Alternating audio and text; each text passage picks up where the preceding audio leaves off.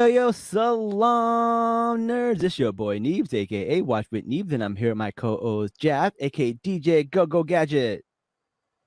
What? Yeah, Go Go Inspector Gadget. Gadget? Maybe Inspector Gadget. Maybe there's another reference. Maybe we'll get into it. Maybe I'll explain to you why I did that. I like to Okay. I like to throw an air of mystery into the nicknames every now and then. I am so confused, but okay, cool. All right. Well, listen, we're going to have a great episode for you today. This is going to be fun. We're going to be discussing the movie Oppenheimer, something I thought was really interesting. I'm an electrical engineer, so I've studied some of this in college. A lot of this was fascinating. So, we're going to get into the history, we're going to get into the science, and we're going to get into the Easter eggs. And it's going to be a lot of fun. And while we're doing that, it's still a movie. And, there is a lot of drama. There is a lot of character development and all that stuff. Even though these are real people, they're loosely based on it, a little bit not. So whether they're characters or they're real people, that's up to you to decide. And we got joining us Rocky. Rocky's been on the show quite a bunch of times. Welcome to the show, Rocky. Thank you for having me, folks. Glad to be with Neebs and Inspector Gadget. Yes, yes. Oh, we already got people in the comments. Someone said Einstein reminded me of a Daisy uncle. He did remind me of a Daisy uncle. I got that vibe too. We'll talk about it. We'll talk about it. All right, listen, this is what we'll do. We'll go around maybe 10 minutes, talk about what we thought overall about the movie. Then we'll go into spoilers. 30 minutes into this, we'll go to commercial break. 45 into it, second commercial break, and then we'll try to wrap it up in the hour. But I think we should do a commercial break after the non-spoiler section as well. Okay, we can do that. The only thing is sometimes Spotify doesn't let you put in a commercial 10 minutes into the show for some reason. So yeah, interesting, right? So we'll see how long spoilers go. If they go over 10 minutes, we'll do it then. All right, let's try to get people's opinions about the movie overall. Rocky, why don't you go first? You're our guest. Well, thank you for that. I had the privilege of driving to San Antonio to watch this movie. I live in Houston, for folks that don't know, and we do not have a single 70 millimeter IMAX theater in town. So I had to drive to San Antonio to go watch this, and let me say the 3-hour drive was absolutely worth it. I think it was an incredibly brilliant film, and one that we desperately needed for the summer. And I can't do much more than, sort of showering heaps of praise. And I'm sure we'll get into more of the technicalities as it goes on. But like initially, I've seen it about 3 times now. It's really, really good. 3 times. Really, really God damn, that's 9 hours of your life. That's right. And it's 9 hours. That would be worse if I spent it living my life. Yo, Rocky, you want to go see it for a 4th time in the Woodlands? I'm taking my parents on Sunday. And so I'm down to go again after that. I'm slacking on Barbie, by the way. I've only seen that twice. So I gotta get that up. All right, don't forget to check out our podcast on the Barbie. We did that yesterday, and it's already up. It's a good one. It's a good one. Hopefully, we can beat it. We're having Barbieheimer back to back, just like the movies. But also, can I just say what an incredible privilege we've had? Like 3 incredible summer movies in a row with like Mission Impossible, and now Barbenheimer. The amount of A-list actors we've had in movies just this month alone is insane, right? Like, first of all, Oppenheimer is full of stars. Then we have the Barbie movie, which is full of stars. And then we have Mission Impossible, which is full of stars. Like, amazing A-list actors this whole month. It was really, really great to really see that. That definitely felt like Hollywood is back and cinema is back. Right during the writer's strike, right? During the writer's strike. Yeah. Awkward. Jazz, what were your thoughts of the movie? So I too drove 3 hours to San Antonio to watch Oppenheimer in 70 millimeter IMAX. Did you guys go together? Unfortunately, no. Unfortunately, I was a little too desperate for Jazz. Jazz functions more of a regular human being than I do, so he waited till he had time on his hands. I just drove.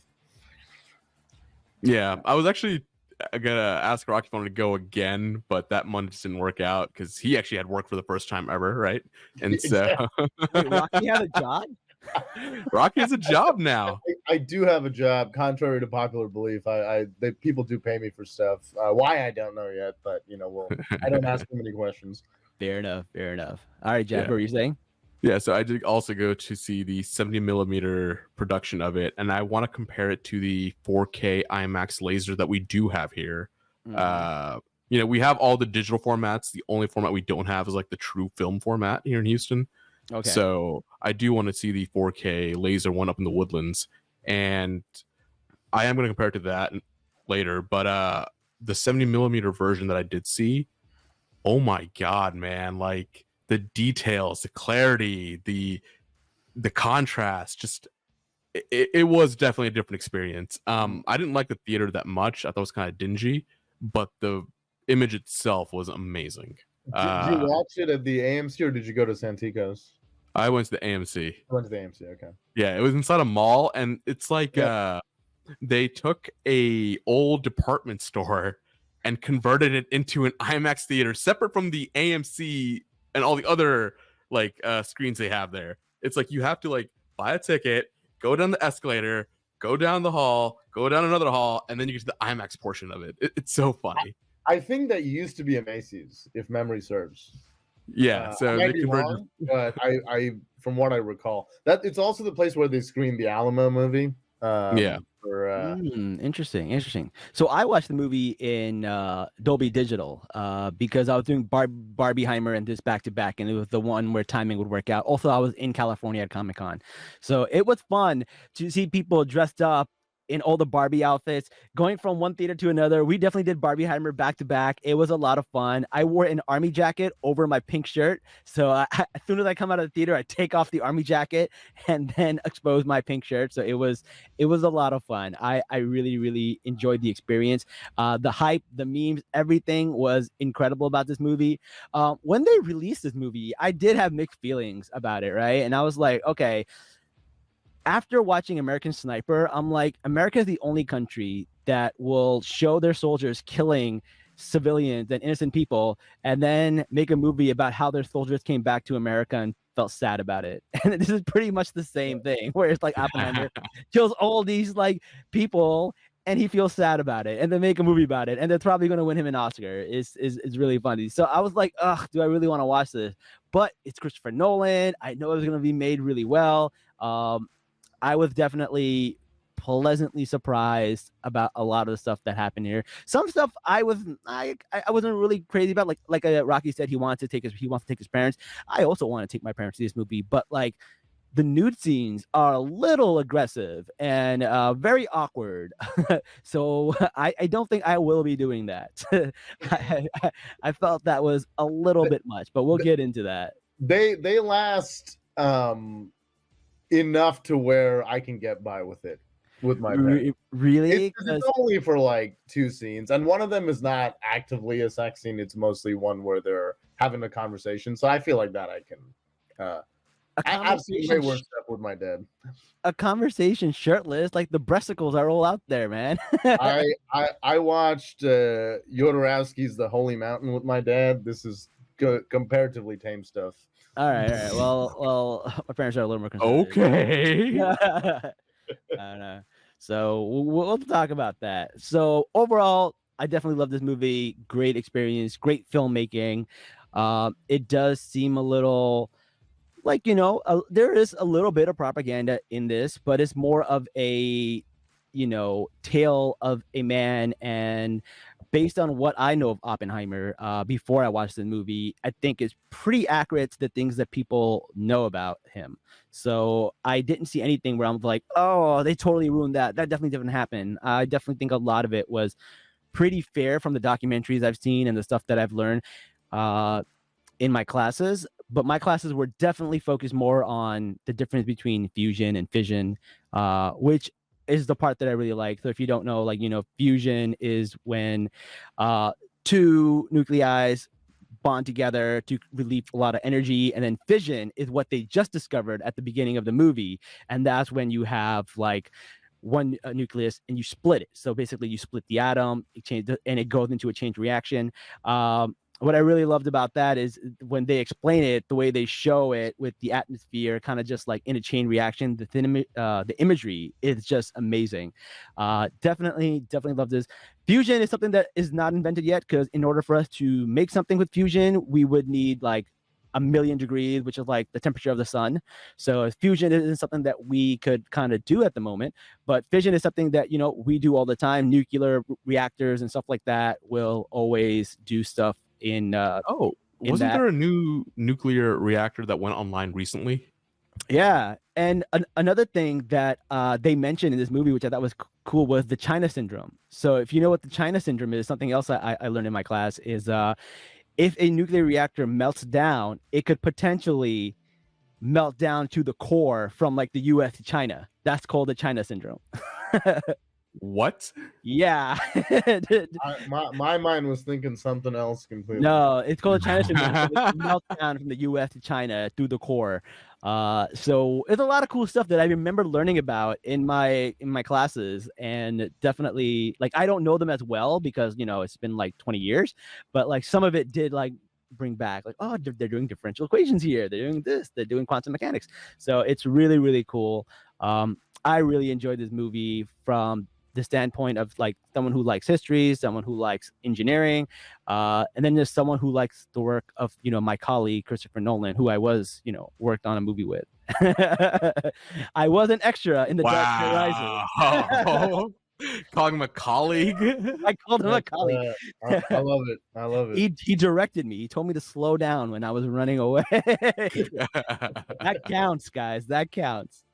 Sure. But I did thought, like, you know, you couldn't catch any other country making a movie like this. Like, no one's gonna make a movie about how Osama bin Laden felt sad after 9/11. Like, no one's gonna do that. So you know what? That I would love to see that be the next Nolan project. Can you imagine? Just bin Laden. Imagine? It's crazy. But yeah, had a little bit of mixed feelings, but I'm very happy I watched it. Someone's like, Anib, take it easy. I don't know if that's in reference to my Christopher Nolan comment or my Osama bin Laden comment. I don't know. We're getting canceled. Oh my god. I'm glad to be here to witness it. Listen, I ain't even the whole started. time I thought it was gonna be you. Yeah, and I And ain't even suddenly it's gonna be started. me. This is incredible. listen, man. There's a lot of white savior in this movie, so we have to bring it down to a level. We got to call some things out. I just have to say what I have to say. All Actually, right. yeah. Like, don't you agree? Like, I mean, like, this is. No, there was one specific scene that I had a problem with, but we'll get into that soon. I do think Christopher Nolan has a sensitivity chip missing when it comes to people of color. Like, a lot of his movies, number one, don't have a lot of people of color.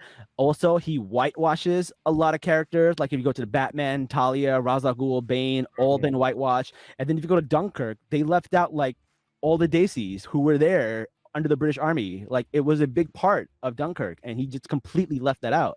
So I do think like Christopher Nolan does have a little bit of a blind spot when it comes to representation. And, you know, first time I saw him have a lead that was of color was Tenet, which I was like, all right, cool. Well, he's finally getting it, right? And then he's like, yeah, I'm gonna make a movie about the 40s and the 50s. So all white people again.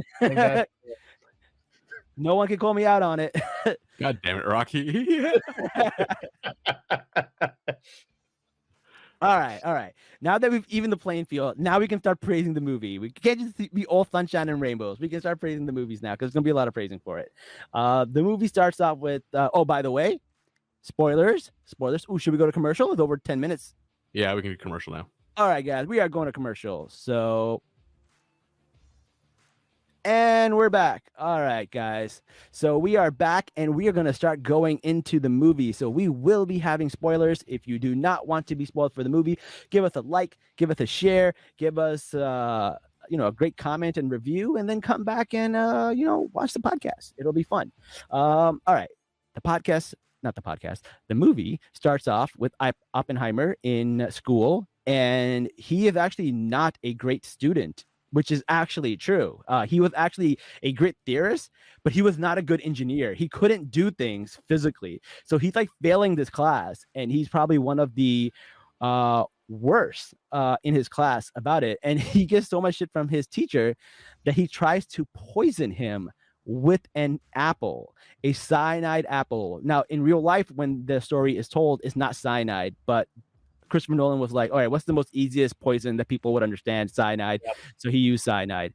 I heard that Oppenheimer's grandson was annoyed at this part because he thought that that part is a little fabricated, but there is some documentation of somebody said in some interview or something where this did happen. Whether that person made it up or not, who knows? But I thought that was really good. Also, pretty good imagery of, like, you know, using the apple and poisoning it and then having him instantly regret it, which is kind of like setting up the the movie and what's going on here, which I thought was really, really cool. And then he also gets to meet Heisenberg, which Werner Heisenberg, yeah. yeah, First, you met Niels Bohr, Oh, he and met that was Niels the Bohr. guy who was going to get poisoned. I was like, oh shit, Niels Bohr Bohr's was going gonna to get die this way. I was like, I don't think so. Yes, that was wild. And then they meet Oppenheimer, who I'm sorry, not Oppenheimer, Heisenberg, which everybody knows from Breaking Bad, but engineers probably know him from the Heisenberg uncertainty principle and all of that stuff that he does, especially people who take in chemistry. Very cool to see that. What were your thoughts about Heisenberg's early years in Germany? Rocky. So first thing I will say is that opening shot of him looking at the water ripples in the rain was probably one of the greatest shots I've seen this year. Just in terms of, like, thematically, how it recaptured everything at the end. Just a stunning opening shot of rainwater reflecting the nuclear chain reaction. And I'm sure as an engineer, you can give us a lot more insight into that. But I think what I liked most about this movie is when it sort of started, I was hooked in because I knew it was going to be a talkie film. But I think smartly, as I guess Nolan always does, he's intercutting between 3 different timelines. And you know, you get the sort of traditional biopic of him, just, you know, you're taking you through the steps one way or another of his life, and then you get the Manhattan Project and everything that happened at Los Alamos and all that good stuff, which is the centerpiece of the film. And then you get that beautiful third act heel turn. It's based on a book called American Prometheus, something I read in high school ages ago. It's a very good read. It is lengthy though. It's a pretty long book, but it's a very good read. It's a pretty fast read. I would say it's pretty engaging from what I remember. But I think Nerd. Yeah, why do you think I'm here? Right? Name of the show. I'm sure the listeners had no idea why I'm doing this recording at almost 10 p.m. Yeah. Oppenheimer. Well, speaking of Prometheus, Prometheus is, you know, where they talk about he gave fire to the people, and because of that, he was punished. And it's kind of supposed to be what is represented in Oppenheimer, which I thought was pretty interesting. And they started off with that quote or that line about who Prometheus is, which I thought was pretty cool. Also, since Jazz, we did get to see in 70 millimeter the actual film projection, the film stock. I guess it's about 11 miles long. The reel. Yeah. So so I guess to give a bit more on the technicality, it's really hard to shoot in 70 millimeter IMAX for the most part because the cameras are really big and they're really noisy. So they're usually reserved for nature photography. So what Nolan and Hoyte van Hoytema, who's the cinematographer, what they did was they essentially took it and started to do a lot of intimate photography. So a lot of what you see, especially in the scene where, and I'm sure we'll talk about this more once we get there, where, you know, people are chanting and clapping post bomb, when, you know, the camera really focuses in on a heavy close-up of face in the background.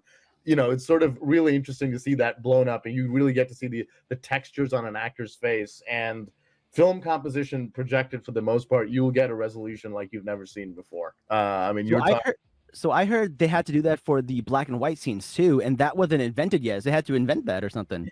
So when you add sound to film, so, you know, when film was originally set up, normally I'm talking about back in, you know, the 30s and the 40s, and even, you know, a little bit in the 20s, the sound machine would be separate from the film because they were still trying to figure out like how to integrate both those things. So you would have almost 2 people pressing. It's like turning a nuclear bomb. You know, each person has a key, and you sort of turn it at the same time to sync up the movie. And then they were able to sort of figure out putting in a sound strip along with the main picture frame. And then for this one, they just did not have black and white photography for 70 millimeter, which they basically had to invent and then rescale it so you could wrap it around the actual reel so it could move smoothly along with the sound trip. So there's a lot going on in terms of like technicalities, and they're great YouTube videos to watch on it. But it's really sort of a technical marvel that we have this now.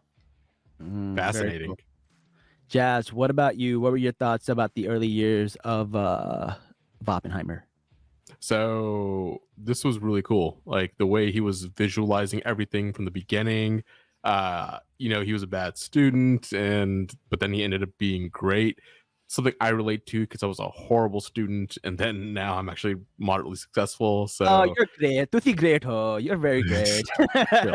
Yeah, no, but like I'm not joking, man. I was a bad student. At the end of my sophomore year in college, I almost got kicked out of UH.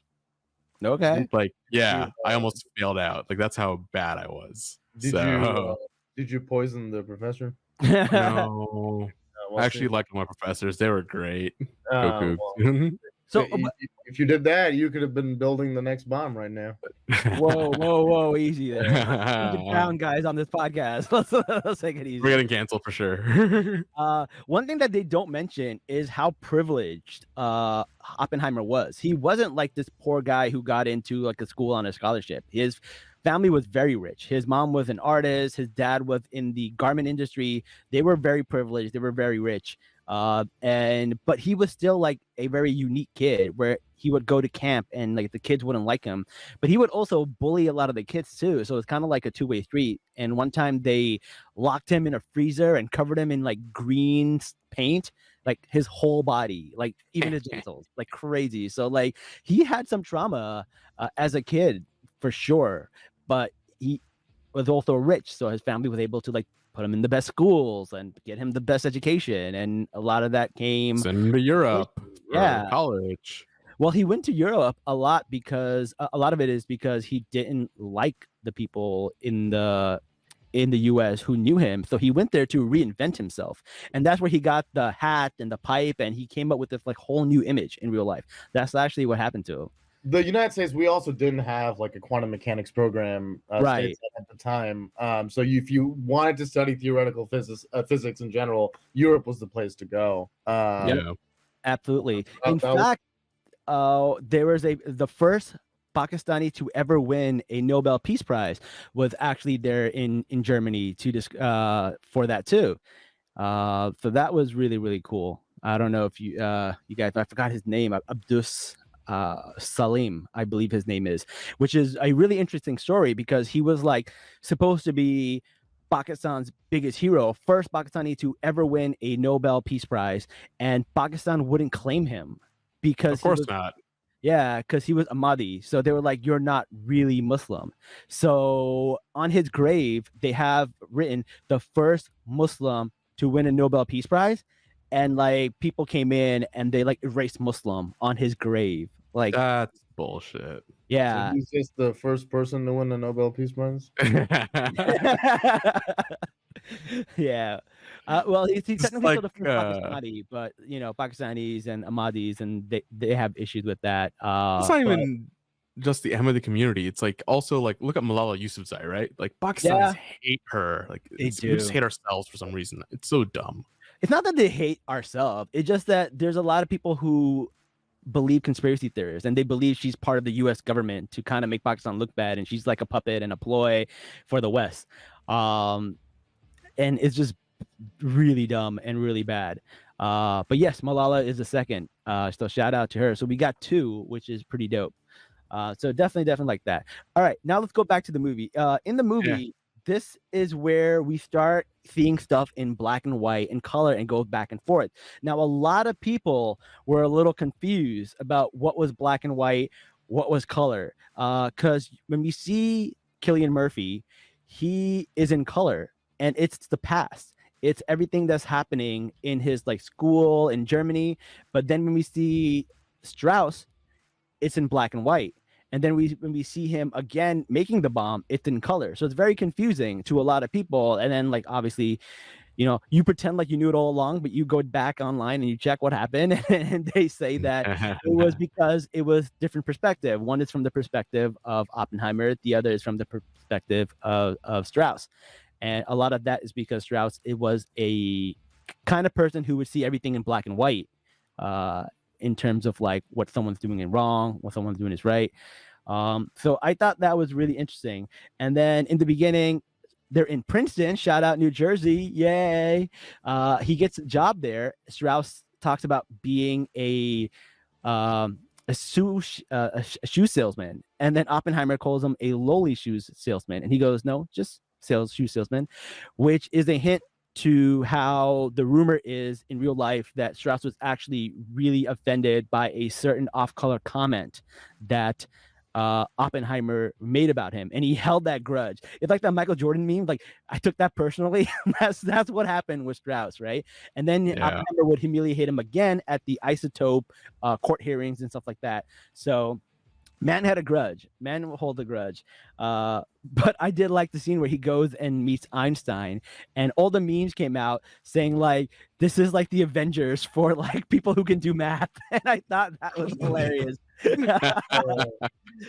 He did make that scene so cinematic and so serious. Just Einstein there with his hat blowing off and him picking it up, and you're like, they're assembling the Avengers. This is what's happening. I mean, it must have been a dream scenario for you guys, because you got them, you got Kenneth Branagh as Niels Bohr, you got the German actor who's actually from the Zack Snyder zombie movie that came out a couple of years ago on Netflix. I forget the actor's name, but who played Werner Heisenberg, and you've got Jack Quaid playing Richard Feynman. Right. It's Rami Malek was in here, and I was like, yo, Rami Malek's a big name. How do they have him in here for like one scene, and then he comes out at the end with the save, and I'm just like, oh, like so many big stars. Even like the president from like Scandal is in here, and like you're just like, they got stars for everywhere. They brought Josh Hartnett out of retirement for this shit, man. Like incredible. Same thing with Matt Damon. Matt Damon says, I'm not doing any more movies. I'm taking a break. Unless Christopher Nolan calls. And Christopher Nolan called, and he's like, sorry, honey. That was the one stipulation. The fact that he told his wife that during marriage counseling is incredible. No more movies unless Christopher Nolan calls. That's so funny. The Nolan clause. Are you on that same wavelength, Neebs? No more movies unless Christopher Nolan calls? Yeah, same here for me, man. No more movies for me unless Christopher Nolan calls. I'll be an extra in his movies, even though right now they probably can just AI my scenes in The Dark Knight Rises and probably use me again for all his movies without paying. Right. Well, the beautiful thing was like none of the major effects were visual effects. They created them through like sort of really unique magnesium flares, and they blew up ping pong balls and lit them up from underneath. So it was like some really cool, inventive like special effects. Not to talk down on visual effects, because visual effects are amazing and you can do a lot of great things, and they do need a union. But that aside, I think visual effects has a capacity to make things a little safe, because you can just get whatever you want. And something that like Chris McQuarrie was talking about in Mission Impossible when they were wrecking the train at the end was, with CGI, you can sort of get anything that you want. So nothing really means as much. But if you actually sort of feel a tactile environment where things are moving and you feel the grit of it on the film, then, you get that sense of danger. I also feel like practical effects last longer, even if they're not great. For example, like if you watch the older Star Wars movies, they're using puppets and animatrons. They still look decent. But if you watch The Phantom Menace, they use CGI, and that CGI does not pass the test of time. There's a John Frankenheimer film from the 1960s called The Train, where it's just two trains that like collide against each other, and it's real, so it looks incredible in black and white photography. And that's if it's real, it's always going to look incredible. Because there's no replacing it. But I think we've reached such a high point with visual effects now, especially with James Cameron and all the lovely works the folks at like ILM and Weta and all those other companies are doing, that photorealism is not hard to achieve. So we gotta find different ways to keep folks on their toes. Yeah, Brown Boy, it looks like PS1 graphics. Yeah, you don't want it to look like PS1 graphics. Well, counterpoint there. Peter Jackson's Lord of the Rings trilogy. stunning Incredible. visually. Yeah, stunning. Like, Okay. and that was from 03 with CGI. Well, they actually built models for a lot of those shots. It was a composite between like actual physical models plus CG. Whereas the Hobbit movies, they were all like 100%, you know, almost close to like 90% VFX. Even the Hobbit trilogy was amazing though. Like it didn't look bad at all. But then Depending on which corner of the internet you visit, that can have. fair. All right. So moving along, in later on in the movie, Oppenheimer starts going to these parties. He meets a lot of people. His brother, who is a communist, his brother's wife is also a communist, starts introducing him to people. He meets Shivlari, I believe, who's the guy. Chevalery, that's the guy. And he introduces him. He becomes friends with him and friendly. He ends up being a big plot point later on because he is the person that tries to get information out of him to go back to the Communist Party, which gets him into trouble. So that's really interesting. And then he also meets Jean, who is played by Florence Pugh, and they seem to hit it off. And she is a psychiatrist who happens to be a little crazy, which I hear that's often for psychiatrists. Is really funny. You know the joke there, right? Yeah. People go to psychiatry to find out what's wrong with them. Exactly. Oh man. All right. So this is part of the movie where she starts getting a little weird. So they start hooking up. You know, things happen. One thing leads to another. You know how it is. And then Oppenheimer seems to lose his mojo, and she decides to pick up a book from his shelf and starts reading off the Bhagavad Gita and starts asking him to read off of it so he can get aroused so they can have sex. Bro, this is the one scene I had a problem with. This is why I gave it a 9.8. I'm not even Hindu, but I thought that's got to be disrespectful. I mean, I guess he's got to say that quote anytime there's an explosion, right? So I guess it's yeah, no, that's obviously why they brought it in, right? Now, here's my issue with this scene. It was so rushed. Like, this movie's already 3.5 hours. You wanted more time with them. Not that part, but the part of her going through the books on his shelf, like, oh, let me get a bit more of a feel of your political philosophy, and then eventually get to that. That would have been cool. But this whole scene felt very rushed to me. It felt rushed to you. I felt like they shouldn't have this scene at all. I thought it was disrespectful. I thought it was pretty like I don't. It was absolutely disrespectful. Do not get me wrong, but if you're gonna disrespect it, do it right. What? Okay, there's my hot take. If you're gonna disrespect the culture, disrespect it correctly. I'm so as I guess I was raised Hindu, and growing up I the first time I saw it I kind of laughed out loud because I didn't quite believe that was how they were doing it. So I had a blast, but well, I guess in this case a blast. But the more than one way, huh? Kind of adjusted. Well, the interesting thing about, I guess, the thing he quotes, which is, I guess, to give some folks some background, and this is me overtly simplifying the source text because it's a little more complicated than that. It involves it's a quote from Krishna where he's talking to Arjun, who's a prince. So it's basically a band of brothers who've had their kingdom taken away from them by their cousins. And Arjun's at the battlefield, and he's like, I don't want to fight these people. They're my family, you know. And Krishna sort of gets up and tells him that it's, as a warrior, you're not compelled by greed, but you're compelled by duty, by obligation. And that's sort of, I guess, the philosophy that Oppenheimer took to note. It's that, you know, he's got to do what he's got to do, not for fame, not for, you know, anything, or what sort of he has to do it out of sheer obligation and or duty. And, you know, that's something I thought which was like an interesting wave to look at. Interesting. Were you offended, Rocky? I was not offended. I would no, but there are people who are offended though. They were there was some comments online but although I will say Oppenheimer, India is the only place where Oppenheimer outperformed Barbie. Really? Yeah. Yeah. Because Indians love Christopher Nolan. Okay. Like, I mean, when he was there in India to scout locations, and he's been there a couple times, I mean, the crowd is insane. It's like he's a rock star. It's incredible. Makes sense. He's it's the only country where I think, or pretty sure it's the only place where Oppenheimer's. I mean, I wouldn't be surprised. Most of the South Asian subcontinent had Oppenheimer beating out Barbie. Same with Right, the Middle East. Yeah. yeah. I mean, it would make sense because India had its own race for, nuclear weapons with Pakistan that was happening, which I feel like could be a story on its own. That could be a crazy story also. Yeah. So, Christopher Nolan presents The Partition. We wanted more people of color. This is it. This is let's make it happen. Neebs, this is your next movie. I will have my people reach out to his people. That's right. Yeah. All right, let's real quickly take a commercial break before we head into Act 2. All right, we'll come back from commercials in 5, 4, 3, 2.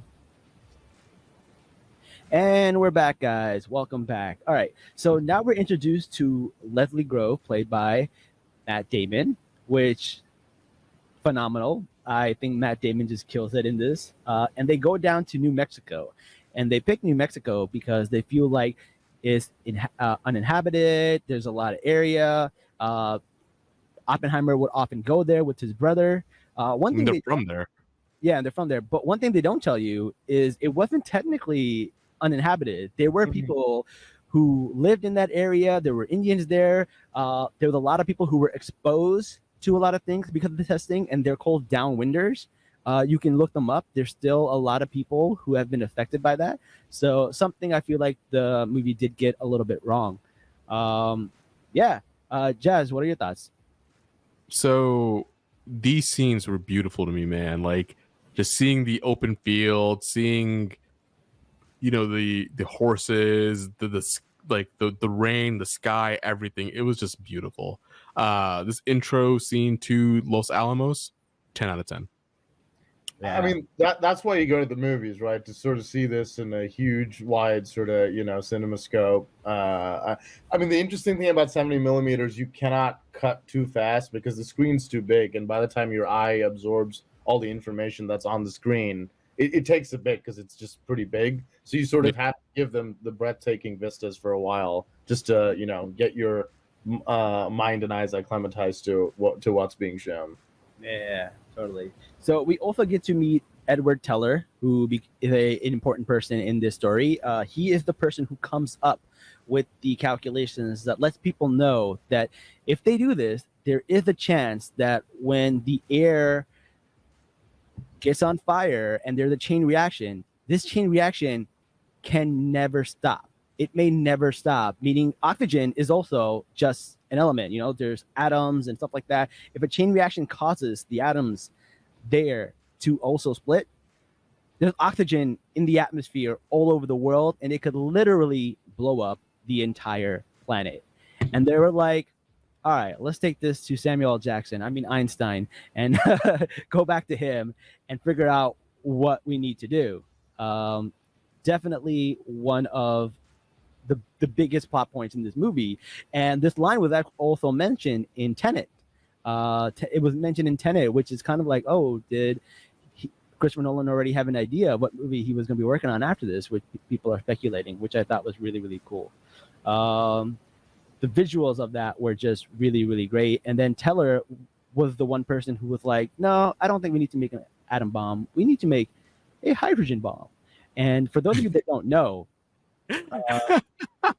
it's crazy. Like, and the A bomb is basically what, like 10 to 15 kilotons. The H bomb is in megatons. It's in megatons. It's vastly bigger. It's like comparing millions to billions. It's wild. Yeah. So yeah, that part was a little crazy. So also, what an incredible performance by Benny Safdie as Edward Teller. I'm a huge fan of him as a director with his brother. Uncut Gems with Adam Sandler was incredible. Plus, Uncut Gems. Oh, sorry. You never seen the meme? Uncut Gems. Yeah. So it's good. It was nice to see him in front of the camera for a change. Like, just great. Yeah. So at this point, they have all the scientists in the room and they're talking about like how much plutonium they have, how much uranium they have, etc. It's really, really interesting because they had a lot more of one than the other. So they were using everything based on like plutonium, but even though uranium is like easier to work with. And then when they were building this thing, they would not use the word bomb. They would use the word gadget, which is why I called Jazz Go Go Gadget earlier in the episode. So they wanted to disassociate people's feelings. Because I'm the bomb. You're the bomb. Yeah. They wanted to disassociate these people's feelings with that word because they were like, oh, it's going to make them feel bad. It's going to make them think about like what they're doing. Whereas gadget is a more of a scientific term. It's more like they're doing this for discovery, for science, for advancement. Definitely like a mind trick right there. Was this to help us disassociate from Jazz? Yeah. Exactly. All right. Nice. We also noticed that Leslie brings in Klaus, who happens to be the leak. So the leak who gives up this information to the Communist Party, the Soviets, was actually not even brought in from Oppenheimer, which is ironic. But yes, and then at this time, we also see this meeting in black and white where Strauss and Oppenheimer meet, and it's in black and white, so we have to assume that it's from Strauss's point of view. So from what I understand from what Christopher Nolan said, the color portions of the film are supposed to be from Oppenheimer's perspective, like a biopic. The black and white stuff is supposed to be an objective measure of like both characters, which is why he sort of tears them both down at the end when it all sort of comes together. Okay. All right. Based on what he said, but Of course. Then what about the scenes with Strauss in the room by himself with his lawyers and stuff? I feel like that can't really be objective. That's kind of just like so that's what I was curious about. I think what sort of got me the second time I watched it, which I thought was fascinating, was Alden Ehrenreich's character, whose name I'm forgetting at the moment. He's the young Han Solo. Yeah.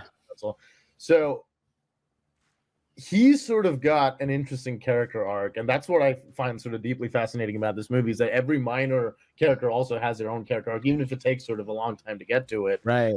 And for him, it was, I think, coming in with, my boss is sort of an old heretic. I'm going to teach him how to run the cogs in Washington the new way. Then finding out his boss has been way ahead of him, and finding out that he's essentially walked into the cesspool of politics that is DC, and then finally sort of getting some some catharsis that he didn't end up getting that position, the cabinet position, but at the same time Oppenheimer's not exactly good either, and ultimately the tale is about multiple flawed men who were products of their environment, just like we all are. What's really interesting is these scientists were treated like rock stars back in those ages, right? You never see that now. But yeah, these guys, Oppenheimer was on Time magazine. He was a rock star. His pipe, his hat, his eyes, those were like signatures of him, which I think is really, really interesting. And yeah, people were crazy like about these scientists, and it was a big deal. Which is why he kept on, having these affairs, and he was a philanderer and all of that stuff. And when his what is it, mistress, I guess she would be, Jane Cadlock, when she dies, is such an incredible scene, because she commits suicide and she puts her head down in water, and then she takes these pills, and then she puts the pillow on the floor, but then for a brief second you see this glove on her head. And like that's 1 second is supposed to make you believe that maybe it wasn't a suicide, that it was murder. And that's real life. Her brother speculated and said a lot of times that he think the American government killed her because they wanted Oppenheimer to focus on the gadget, and they wanted the communist element away from that. For those two reasons, he thinks that they did it. And Christopher Nolan is so smart that he didn't even put that in the scene, except for one small, if you blink, you will miss a scene where she has gloves, like black gloves, and they're pressing down on her head. And you're like, oh, if you don't think too much about it, you just assume that it was her own hand, but it wasn't. That was really well done. I'll be honest, I missed it Yeah. What? How many times have you seen it and you missed it? once. Oh, okay. Never mind. Oh, Rocky's that's the one. fair. I think that's fair. I think there's a lot of information that movie has to throw at you. Yeah. I Yeah. noticed it, but I was like, "What just Ah. happened?" I was looking around. I was like, "Did anyone else see that?" I was like really. No, confused. I can confirm. I saw it too. It wasn't just a you thing. Okay, good. Yeah. I also did look up Alden's character. Yeah. He doesn't have a name. He's just Senate aide. Yeah, just Senate aide. Well, Senate aide had I thought a very interesting arc. These amazing characters and actors that they have in here, and some of them are just so minor they didn't even give them names. I mean, the last time he didn't even give the protagonist the name; he just called him protagonist. So we're lucky to get any names at this point. That is true. That is true. All right, and then he's in this hearing, and then he has to describe his relationship with Jean, and basically when he does, his wife is just like giving him like dagger eyes and just looking right at him like murder eyes, and then she's imagining like they pan from the guy's head, and then like he's like shirtless, and then they pan again, and then like Florence Pugh's there, and I was like, all right, this seems a little bit excessive too. I'll let this one pass, but I was like, okay, again, and I've never seen Christopher Nolan do nudity. Like I've never seen him do it, and I was just like, huh, all right, maybe this is what it takes to win an Oscar. I thought it was interesting from like I thought this was the first Nolan movie to really dive into sort of subjective photography, in the sense of, because I think he is one of our last remaining directors to really understand how to show a scale. So he gives us a lot of great perspective shots, and I know the way the camera's positioned in that shot, and even the frame and the medium that he uses is very much from where Emily Blunt is sitting, and that's exactly what she's imagining when she's looking at him while he's sort of testifying, and it's a very sort of quick insert. I thought it was just gratuitous, but yeah, I get it. Yeah, a little gratuitous, but I was like, all right, I guess so. They also had the scene where they were just kind of just sitting across from each other and just having a casual conversation naked, which as people tend to do. As you do. So I forgot what movie it was, but I think it was Forgetting Sarah Marshall, where like you should, whenever you're arguing with each other, you should be naked because it's hard to take each other seriously. Yeah. Maybe they watched Forgetting Sarah Marshall. Maybe that's what really happened. All right. All right. So what else happened? He meets with Truman. No. Well, I guess are we covering the actual testing?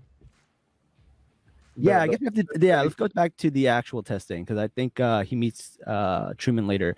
But the whole setup with the bomb and the testing and the rain and the cinematography, I think, was incredible. And when they did the explosion, like the light hits you way before the sound, which like incredible. My theater was dead silent, and there's only 3 movies in modern times where I can remember that happening. Number 1, Star Wars, where they go to light speed, the Hodor maneuver in The Last Jedi. Mission Impossible, when he jumps the freaking the cliff. And then this. Like those are the 3 times where I can remember complete silent pin drop in a theater, and this was one of them. So it's funny because I saw a TikTok recently where right when they pushed the button, some dude in theater yelled Allahu Akbar, and I was like, I'm dead. I saw that TikTok too. I'm hoping they put it in post. I hope they didn't actually do that. I thought it was hilarious. We can't get away with stuff like that. Don't try it. I'm not gonna try it, but it's still hilarious that somebody did it. Like, I'm even scared to talk about this movie being a Muslim, man. Like, that alone is freaking me out. That's great. Rocky, I'll send it to you. I'm just taking 10 seconds to myself just to enjoy that particular anecdote. But yeah, like Rocky said earlier, no visual effects, no special effects, like, and then when the rumbling started, you're like, whoa. Like I watched it in Dolby, and Dolby, like, I think in my opinion has some of the most incredible sounds. you could hear the vibrations. It was crazy. I'm gonna give Ludwig Göransson a shout out too, because the score is just masterful. Yes. Yeah. All the way through. I mean, even doing the Trinity testing scene, the screeching violins and cellos, almost sort of this Baroque style sort of level of classical music. It was outstanding. Till you sort of the stretching of the strings till you couldn't hold in the tension anymore on the instrument and in the film. And the entire score doesn't have any drums, so that it builds up to this point where you hear like all these explosions and stuff. And the other reason they didn't have drums is because drums is very like synonymous with military, and they didn't want people to make that Oppenheimer was a military man. He was a scientist first and foremost, which is another reason they didn't have drums in the score, which I thought was really interesting. I mean, when they sort of I guess initially when you hear the drums and you think it's drums before they transition it to stamping feet and claps. Yeah. Which was, I thought, an incredible motif to go from what was supposed to be praise to just complete self-reflection and dejection internally. Yeah. On what he's done. I mean, that entire sequence, I think, of him talking to the crowd is probably, you could make an argument that it's the best directed sequence of Chris Nolan's career. I would agree with that. The long lenses which blur the background really well. You get the clarity of the foreground, you get the blurred in the background, the camera flashes, which they use real tungsten bulbs to sort of recreate a nuclear type flash, plus the skin erosions as you sort of move through the crowd. Just that entire sequence was incredible. Sound design, all of it. Yeah, the acute radiation poisoning, also top. Yeah, all of it. It was great to watch. So the scene where whatchamacallit, I was gonna say where they have him in the train early on. They did the same thing there too, because it's like a really early scene where he's like on a train with another person, another Jewish character, and right, yeah, and you can see him take like a seat back, and you can see like the cushion just like vibrating right behind him while his face is still. And that's the first time I saw that, and I was like, whoa, that's so cool. And then you see it again in that audience scene, which I thought was wild. And you're not going to really get that level of scope because they're using what's traditionally lenses that are used for, again, like to photograph nature and these giant vistas and pushing them right in the face of the actor. So you're getting sort of incredible intimate photography of the human face and human textures to really get that, drive home that emotion. It's great. Yeah. True. We got to learn what the skincare routine is because their skin was immaculate. All right. So at this point, so let me ask you, does the speech that Oppenheimer give in front of the crowd, does that happen before he drops the bomb or after they drop the bomb?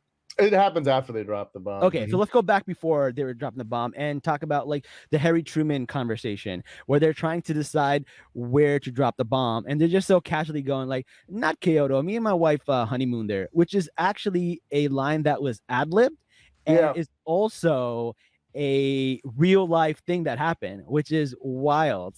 One of the actors, I believe, like read in his research that this person did that, and they just threw it in there. That's crazy. I mean, talking about calling out white people, I mean, that was the scene for all of us right there in terms of, we honeymooned there, so that's probably not a good spot to drop that one. Might be going back. Well, I mean, historically speaking, Kyoto and Tokyo were mostly destroyed by this point from the carpet bombing they were doing. Yeah, that's true. That's like, true. I mean, it's like it sounds like, oh, it's already dead, so why bomb it? Like, no, let's just bomb more people. Like, it sounds bad, but like that's exactly what happened. No, Jazz, that is exactly what happened, but there's more to it. So this is the thing that the movie got wrong. Oppenheimer was a lot more involved in the decision of where to do that. They had decided where to drop the bombs before they were carpet bombing. They did that on purpose because Nagasaki and Hiroshima are so flat. They wanted to understand the full force of the bomb. They didn't want a land where like there'd be mountains and stuff like that. They needed a flat land so they can demonstrate how powerful the bomb is. So they purposely did not bomb any of those areas because they wanted people to see how powerful this bomb is. And Oppenheimer was the person who came up with that idea. So he was very much involved in that. And I think they Jason Clarke's character, was it Rob something? I forget his last name. He plays the lawyer at the deposition at the end. He makes a mention of that at the end of the film where he talks about you were involved in picking the right. Roger Rob. What's the word? Roger Rob, sorry. Yeah, what's the I'm missing the word. Targets, there we go.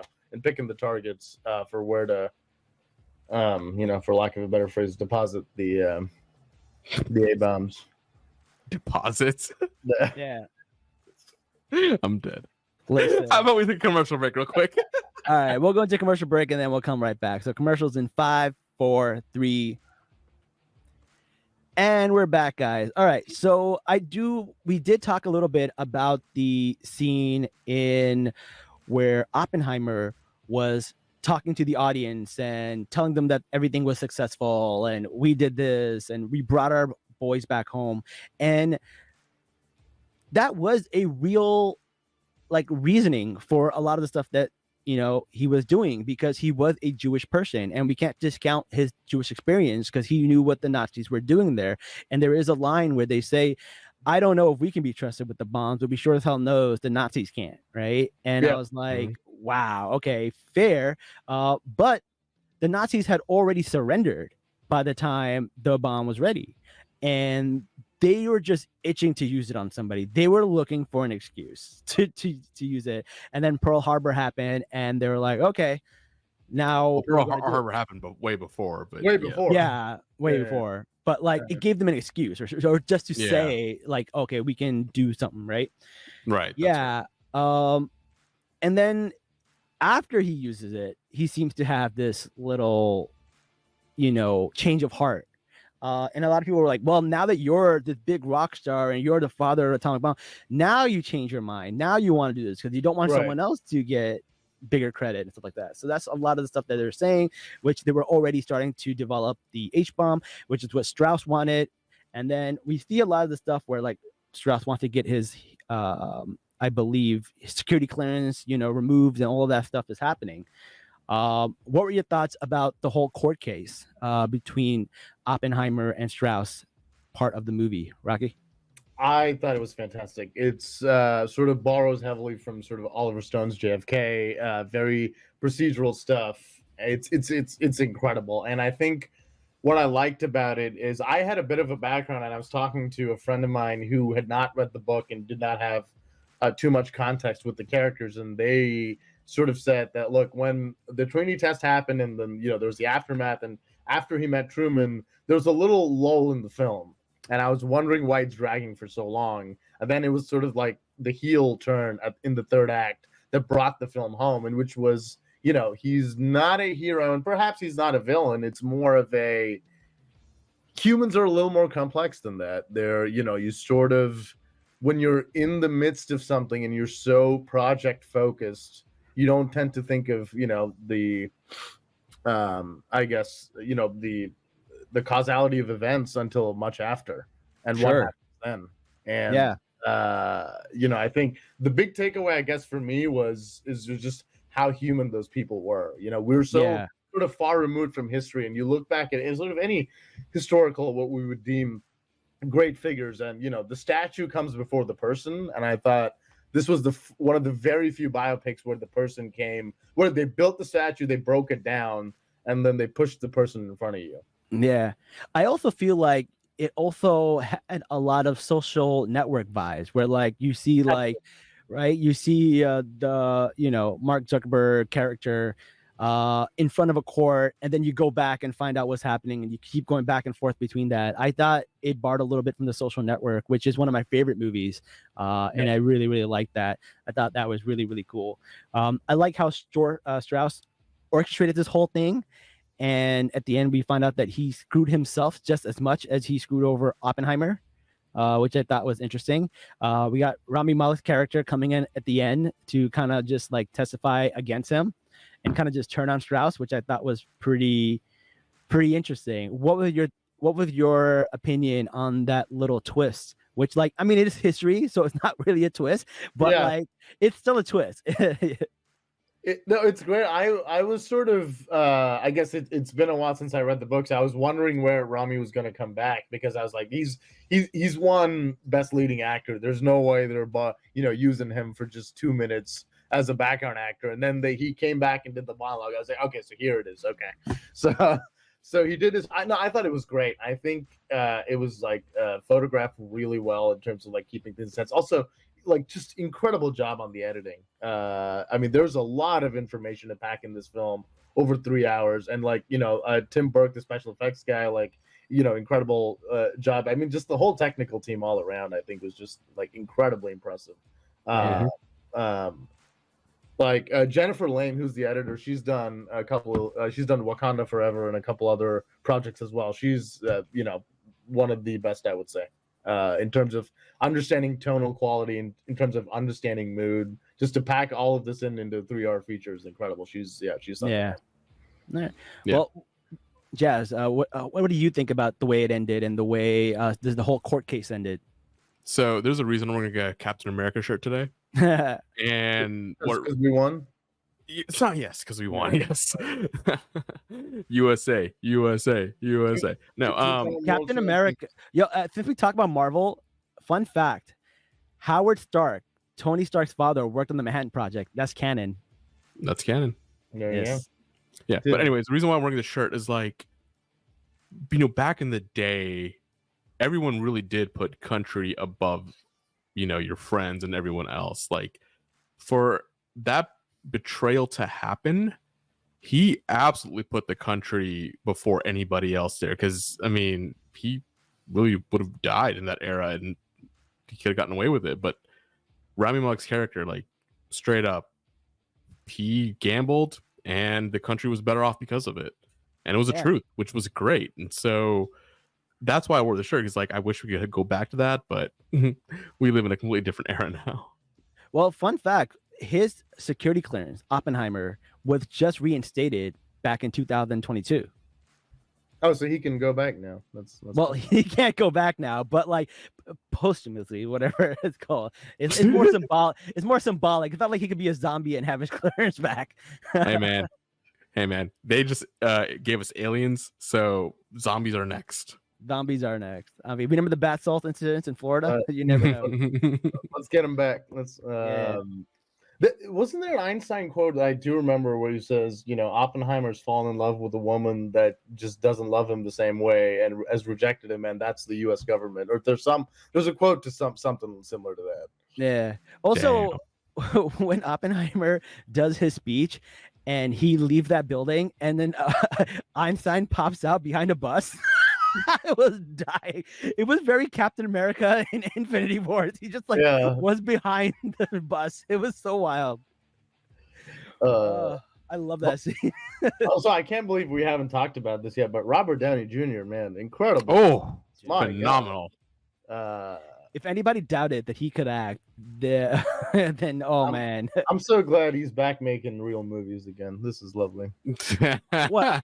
Are you think Tropic Thunder isn't a real movie? That's fair. Tropic Thunder is incredible. I will defend Tropic Thunder to the grave. Tropic Thunder is a stone cold masterpiece. It is. Be careful with the blackface there.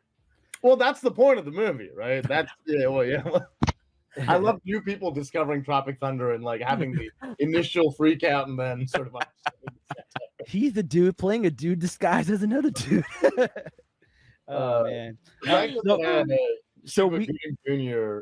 introduced him at his I guess the Oscar reel when he was nominated for Best Supporting for that role. Incredible. Oh my god, that's just hilarious. All right, let's move forward a little bit. So we go back a little bit into the future, and we see Lyndon B. Johnson give Oppenheimer an award.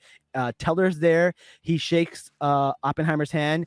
Oppenheimer's wife would not shake his hand, which is actually something that really happened in real life, and he wrote about it, and he was really sad about that. Oppenheimer also, he said to Oppenheimer, "I'm sorry," and he goes, "Based on what you said, I don't even know what that means." So that was like a comment that Oppenheimer said to him. So it's really interesting. And then we have like this dope ending where Oppenheimer and Albert Einstein, they go back to that flashback once more, and you finally find out what they were talking about. And he goes like, "When I came to you and I had these calculations and we thought that we could destroy the world. And Einstein goes, what of it? I believe we did. Close. Just wow. Phenomenal. Wow. Phenomenal. What a way to end it. And that score, man. That it's I believe the initial track is called "Can You Hear the Music?" I think it's the end of that track. But yeah. Someone said like, is there an end credit? And then like someone replied, yo, we're living it. Accurate. Yeah, I mean, like part of it is a biographic, but there are parts of this where I'm like, this is a horror movie. It's almost like horror-esque, which is pretty wild. I think what I'm really glad about is that not only are people watching it and people are talking about it. I think Barbenheimer, the whole concept is great because we don't really get too much counter programming for adults anymore. And I was sort of scared when this was first announced that like people would not go watch it. And I'm sort of the opposite of the gatekeeper, where I want people to like watch the stuff that I watch and talk about the stuff that I watch. And so now that's finally happening. I was over at like a couple bars the other day, and I was hearing people talking about the film, discussing it, and I was just like couldn't be more thrilled. I'm looking at this comment by Brown Boy Wonder. He goes, "The atomic bomb will return in World War III." like an Avengers credit. It's happening. Oh my god, that is so funny. All right, can you take bets on who's gonna start World War III? Is it gonna be Russia? Is it gonna be Pakistan? Is it gonna be? Maybe someone will play you in the movie, Nabes. Maybe that's what will happen. You're an engineer, so you might be called up to head this thing. True, and then I'll have to have like the feel bad and then someone can make the movie about me. Do you have a lot of left-leaning political beliefs? I am a very centralist person. I'm somebody who's like, hey, you give me some good points and I'll switch. You give me enough good facts and I'll switch teams. That's my motto. There we go. So you're in the clear. Your security clearance should be fine. Yeah. The government wants me to be this way. I'll be that way. As long as it didn't go against like my core morals, really. But yeah, no, that's a problem, Neebs. You gotta get rid of those. Yeah. Well, speaking of core, like an apple has a core. I like to go back to that Apple imagery where he's like, he puts the cyanide in the apple and it becomes dangerous, and then he regrets it. And this is something that basically happens. And like the apple is basically knowledge. And he puts this bad thing in the knowledge, and now everybody has this knowledge to kind of do this. Like once you put the genie out of the bottle, there's no putting it back in. And the thing is, the only saving grace they really had was that if they didn't, the Germans would have done it first. I don't know, but he is actively. No, that's facts. Yeah, I mean, it is facts for sure. So I think there's like two sort of moral quandaries. I think the first question is, should we have built the bomb? And the second one is, should we have used the bomb? Yeah, those are two separate questions. I think it's almost as a, you can have a tool in the toolbox, but you don't have to use it. Yeah, especially when the war was won in Germany already. So I don't know. Yep. We'll see. All right, we're gonna go to one last commercial break, and we're gonna come back with Easter eggs. I don't know how else to explain that, but Easter eggs. There's Easter eggs in this movie. As an engineer, there's some science Easter eggs. There's some like cool information here. So we'll be back in 5, 4, 3, 2. And we're back, guys. All right, so we're gonna wrap up this podcast, and we're gonna go through some fun. I don't know if they're all fun. some of them are fun. We have the best descriptions of this movie. Oh man, great fun stuff. All right. Let's see. Let's see. Okay, so the scene where Oppenheimer is basically doing the speech and we see people's like skin coming off, that's his daughter. That's Flora Nolan. Yeah. That's a cool fact. Christopher Nolan's daughter, right? Yeah, Christopher Nolan's daughter. I thought that was cool. And he was like, when you're doing something that destroys the world, if you put your family in it, you feel a little bit more like, oh no, like you feel the danger in it. So there's a reason every Christopher Nolan's protagonist loses his wife, because that's what he's most scared of. Yeah. Oh wow, interesting. Every single one. You go all the way from Memento on. And all right. That hits deep. All right, cool. The other thing was, you see the couple kind of having like, making out under the bleachers in that one scene. That's supposed to symbolize the baby boomers, because that's when the baby boomers kind of just the population exploded with the baby boomers. So that's when that happened. That was really interesting. I mean, what else was there to do in that era? I guess, right? Yeah. The part where Oppenheimer goes, I have blood on my hand, and then Truman kind of throws him out of the office and like never let that scientist crybaby back in the office. That's actually what happened, word for word. That's there. Like, that was pretty crazy. What did you think of Gary Oldman as Truman? I didn't even know it was Gary Oldman until like halfway through it. I was like, that person looks so familiar. And then I was like, oh my God, that's Gary Oldman. That's Commissioner Gordon right there. That's Commissioner Gordon. That was fantastic, though, the way he said it. It's like, you didn't do shit. I dropped the bomb. Like, the people in Nagasaki don't care who built the bomb. They care who dropped it. Yep. There's also a reference to scorpions that was in the movie, which was supposed to represent, I believe, Oppenheimer and Strauss, two scorpions at ends who ends up destroying each other. So, it's kind of like how Oppenheimer was kind of being destroyed by Strauss, but Strauss really ended up destroying himself also. So that was kind of interesting. Also, the reason Christopher Nolan decided to do this book is because Robert Pattinson actually gave him a book of speeches of Robert Oppenheimer, and that's what inspired him to make this movie, which I thought was pretty cool. I love Robert Pattinson. Yeah, and speaking of Batman, Josh Hartnett was a finalist to be Batman, and he actually turned it down, and he said it's one of the worst mistakes that he'd ever made because he wanted to work with Christopher Nolan, and now he finally got to work with him. So it's like a full circle moment. Good for him. Cillian Murphy auditioned for Batman too. You can see the audition. Yeah, that's out there too. We were missing Michael Caine in this movie. Brown Boy Wonder thing in the comments. Yeah, there was no Michael Caine. Also, when you go with J. Robert Oppenheimer and somebody asks him what the J stands for, he goes nothing. That's not actually true. The J stands for Julius. Julius, yeah. Yeah. Julius Robert Oppenheimer. Yeah. Yep. What a name. Yeah, incredible name though. Yeah. And one of my favorite little insight fun fact was when he tries to distract the guy from eating the apple. What was his name? Niels Bohr. Yeah. Niels Bohr. He starts bringing up wormholes. The same wormhole that are part of the story used in Interstellar. Yeah. Which is pretty cool. So that's a pretty cool fun fact. I like that one. See, some of these are fun. They're not all bad. Yeah, wormholes are great. That last one's actually fun. Yeah. All right. This one maybe not so fun. So in the movie, Oppenheimer goes in 1 hour and 58 minutes. We will find out if like the bomb goes off. The bomb actually goes off 1 hour and 58 minutes into the movie, to the exact minute. That's crazy. That's actually cool. Yeah. And I'm just imagining people in the movie theater with a stopwatch. Yeah. Right. Yeah. One of the scientists that came to watch the test was Enrico Fermi, and Fermi is known for the Fermi paradox. If you don't know what that is, Fermi, yeah. So basically, it's like, why is there no intelligent life on other planets? And the paradox is that if there was, they would inevitably wipe themselves out, which is kind of like what we could be doing with the bomb. So cool little fun facts here and there about the movie. Some of them fun, some of them not so fun, but that's all we got.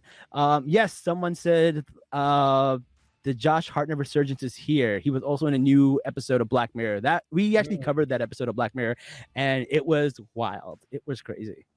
Mm-hmm.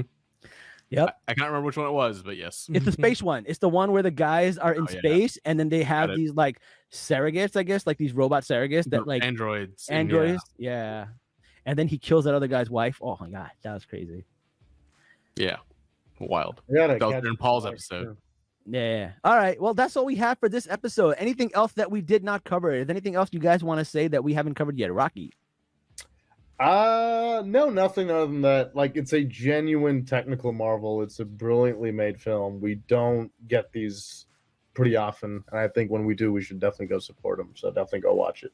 For sure. What about you, Jazz? Yeah, I'm gonna go see it a second time. Like now that I have a bit more background on it, like, you know, these little things I should look for. You know, I'm gonna be the guy in the theater with the stopwatch. It's gonna be great. Yeah. Can't wait to see it again. Yeah. Well, if you're not over this Oppenheimer hype, there is a movie. I forgot what it's called. Something and the Fat Boy is called. It's about Oppenheimer. There's a TV show about Oppenheimer called Manhattan. That is popular too. And there's a documentary on Hulu about Oppenheimer. So there are places where you can still get some more information. The documentary is really, really good. And so is the show Manhattan. I think one of the actors in here is actually in the movie also, which is pretty interesting. But yeah, if you're still not over it, you should definitely check them out. And it's a cool little part of history, a sad little part of history, a dark little part of history. But it's our history. So it is what it is. Facts. Yeah. And Brown Boy said that this should win best sound design. Yes, we totally agree. I would 100%. It's gonna win a lot more, honestly. Well, I mean, unfortunately, the Oscars have combined sound editing and sound design now, which is annoying. But you know, it is what it is. There's a lot of people that I could say. I think like it's just the Oscars might be between this and Leonardo DiCaprio's new movie. Killer of the Flower Moon. Killers of the Yes. Flower Moon. I think it's going to be between those two because Robert Downey Jr. could get something for supporting cast. Yeah, Ryan Gosling's probably going to be up for it. That is going to be so wild. Ryan Gosling and Robert Downey Jr. Two these very two different performances tonally. I'm just Oppenheimer. I would love to see a version of that song. I would. What would be his version of "I Am Knuff"? I am Knuff. I don't know. I am death. I am death. I am become death. Oh God. All right. With that, I think that's where we're gonna end it off. Thank you everybody for listening. This was a great episode. Please, you know, like, share, comment, subscribe, and we will see you guys next time. And until next time, guys, Salaam nerds. Peace. Peace.